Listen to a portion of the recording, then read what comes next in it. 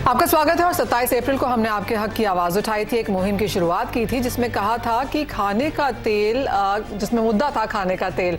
हमने इंडस्ट्री से ये सवाल पूछा था कि जब देश की मंडियों में खाने के तेल के दाम कम हैं, कंपनियों को कम मिकदार यहाँ पर खाने के तेल मिल रहे हैं, तो उसका फायदा अब तक आम जनता को क्यों नहीं पहुंचा?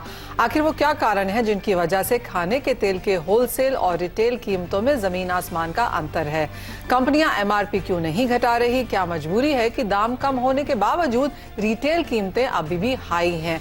हमारी ये मेहनत, हमारी ये कोशिश रंग लाई है और आवाज सरकार तक पहुंची। सरकार खाने का तेल बनाने वाली कंपनियों से कीमतों में गिरावट का फायदा आम जनता तक पहुंचाया जाए, इसके बारे में बात कर रही है।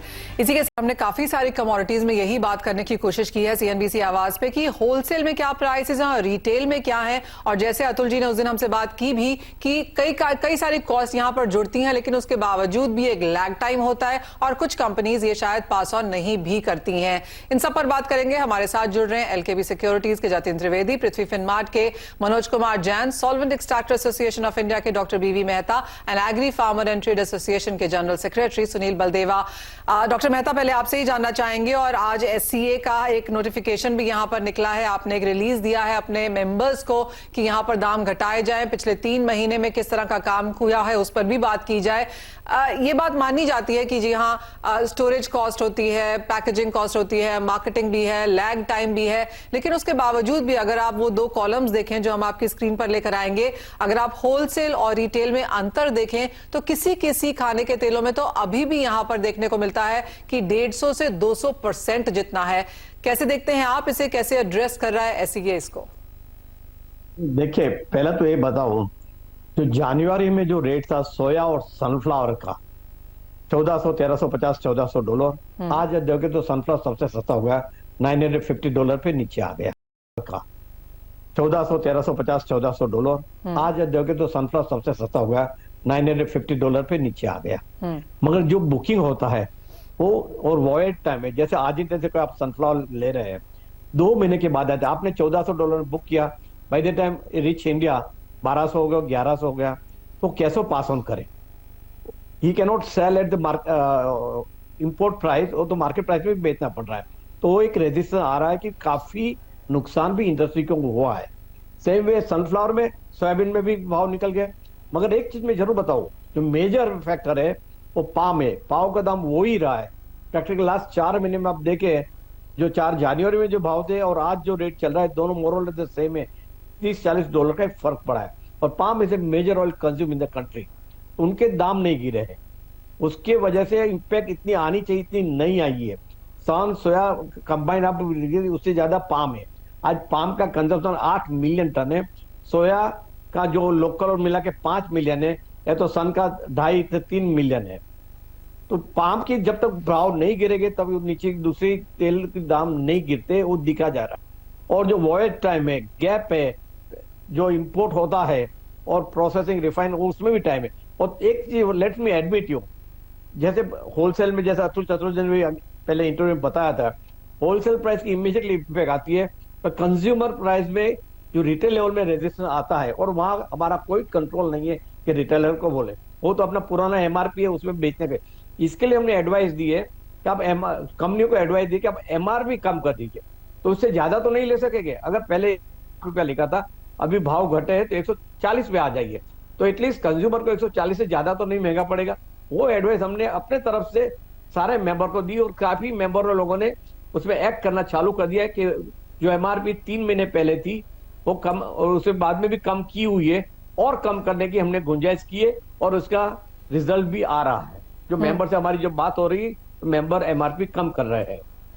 क्योंकि अभी भी डॉक्टर मेहता, अगर आप देखें तो बहुत ही बड़ा डिफरेंस है। वो ऑफ कोर्स वो लेटर है जो आपने यहाँ पर अपने मेंबर्स को लिखी है, और आपकी यहाँ पर मिनिस्ट्री से बातचीत भी जारी है, लेकिन अभी भी अगर हम देखें ऑन ग्राउंड प्राइसेस कम है, इंपोर्ट ड्यूटी ऑलमोस्ट ना के बराबर है, बल्कि आपकी एसोसिएशन और बाकी भी यहाँ पर ड्यूटी बढ़ाने की बात कर रहे हैं ताकि यहाँ पर किसानों को कोई नुकसान ना हो। तो इवन एज प्राइसेस इतने कमजोर हैं, और जैसे आपने कहा एक बहुत ही बड़ा फर्क है यहाँ पर। इनिशियली तो सरकार भी यहाँ पर पुश करती रही कि कम करो करके मीटिंग्स भी थी यहां पर स्टेक होल्डर्स के साथ, लेकिन अब तो वो मीटिंग्स भी नहीं है और प्राइसेस में भी गिरावट नहीं है।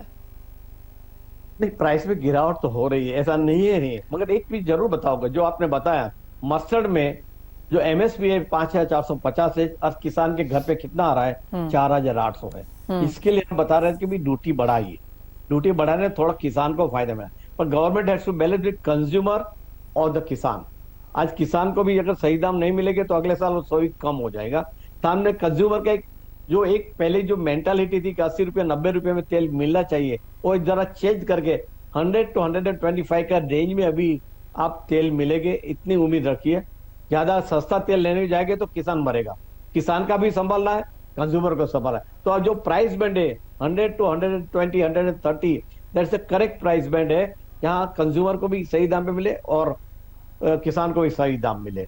बाकी जो ड्यूटी की बात जो आपने फिर से एक और इश्यू जो अभी जो फेस कर रहा है TRQ का, TRQ की वजह से कम 1 लाख टन माल पोर्ट में फंसा हुआ है और कम से कम 2 लाख टन वॉयज में है। 3 लाख टन का जो सोया और सनफ्लावर के जो TRQ इश्यू हुआ था, उसमें DGFT ने कंडीशन डाली थी कि bill of lading should be 31 March और earlier than they can discharge by 30 June. Finance ministry से बिल ऑफ एंट्री पे बात कर रहे हैं कि only bill of entry which is filed before 31 March वही हम अलाउ करेंगे। उसके वजह से कम से 1 महीने से माल 1 लाख टन तो सोया सनफ्लावर अलग अलग पोर्ट में पड़ा है, और वो मैटर भी हमने टेकअप किए, आशा रखते हैं कि भी वो जल्दी जल्दी सॉर्ट आउट हो जाएगी। आपका point is well taken doctor Mehta, but मैं वापस उसी मुद्दे पे यहाँ पे आऊंगी। फार्मर्स को उनका बेहतरीन प्राइस मिलना चाहिए, जी हाँ, क्योंकि इन्फ्लेशन यहाँ पर सब जगह बढ़ी है। लेकिन जो फिलहाल यहाँ पर स्थिति है कि सरसों है या बाकी खाने के तेल हैं वो बहुत नीचे आ चुके हैं। सरसों का तो दाम यहाँ पर किसानों को शायद मिल भी नहीं रहा है। होलसेल पे प्राइसेस यहाँ पर कम है, लेकिन रिटेल में अभी भी बहुत ज्यादा है।